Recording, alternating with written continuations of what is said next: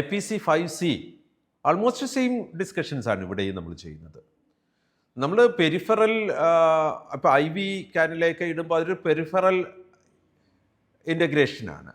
എന്നാൽ നമ്മളിവിടെ ഒരു സെൻട്രൽ ലൈൻ എന്ന് പറയുമ്പോൾ നമ്മുടെ ഒരു ലാർജ് വെയിനിലേക്കാണ് നമ്മളൊരു കത്തീട്രൈസേഷൻ നടത്തുന്നത്. സോ അവിടെ ഒരു ബാക്ടീരിയൽ ഇൻഫെക്ഷൻ അല്ലെങ്കിൽ നമുക്ക് മറ്റു ജെംസിൻ്റെ ഒരു ഇൻ്റർഫിയറൻസ് ഉണ്ടാകാനുള്ള പോസിബിലിറ്റി വളരെ കൂടുതലാണ്.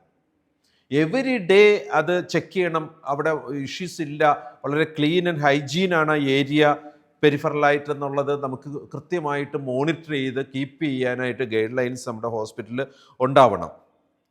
നമുക്ക് ഈ ഒരു സെൻട്രൽ ലൈൻ ഒരു കത്തീട്രൈസേഷനൊക്കെ നടത്തുന്ന പേഷ്യൻറ്റിന് ഫീവർ ഉണ്ടോ, അവിടെ സ്വെല്ലിംഗ് ഉണ്ടോ എന്നതൊക്കെ കൃത്യമായി മോണിറ്റർ ചെയ്യപ്പെട്ടാൽ ഒരു central line associated blood stream infections direct ആ blood സ്ട്രീമിലേക്ക് ബോഡിയിലൊരു എൻട്രിയാണ്.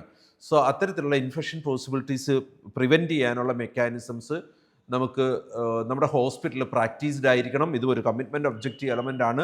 IPC5C the organisation takes action to prevent central line associated blood stream infections. നമുക്ക് പലപ്പോഴും ആവശ്യം വരുന്ന ഒരു ക്ലിനിക്കൽ പ്രൊസീജിയറിൽ ആവശ്യം വരുന്ന ഒരു കാര്യമാണ്. ഇപ്പം ഒരു എമർജൻസി ഡയാലിസിസ് ചെയ്യേണ്ടി വരുന്നു, അല്ലെങ്കിൽ സെൻട്രൽ ലൈനിൽ അസോസിയേറ്റഡ് ഡ്രഗ് മാനേജ്മെൻറ്റ് ഇംപ്ലിമെൻറ്റ് ചെയ്യേണ്ടി വരുന്ന സാഹചര്യത്തിലൊക്കെ നമുക്കൊരു ലാർജ് വെയിനിൽ അസോസിയേറ്റ് ചെയ്യുന്ന ഒരു കത്തീട്രൈസേഷനൊക്കെ വേണ്ടി വരാം. സോ ഒരു central line associated blood stream ഇൻഫെക്ഷന് വേണ്ടുന്ന പ്രിവെൻഷൻ ബണ്ടിൽസ് നമുക്ക് കൃത്യമായിട്ടും ഇൻഫെക്ഷൻ പ്രിവെൻഷൻ പ്ലാനിൻ്റെ പാർട്ടായിട്ട് നമ്മുടെ ഹോസ്പിറ്റലിൽ ഉണ്ടാവണം. So IPC5C another one commitment objective element. നമുക്ക് ഒരു അടുത്ത ഒരെണ്ണവും കൂടെ ഒന്ന് ഡിസ്കസ് ചെയ്യുമ്പോൾ ഈ ഒരു എല്ലാം സിമിലർ കാര്യങ്ങളാണ്. ഈ ഒരു സ്റ്റാൻഡേർഡ് കംപ്ലീറ്റഡ് ആവും.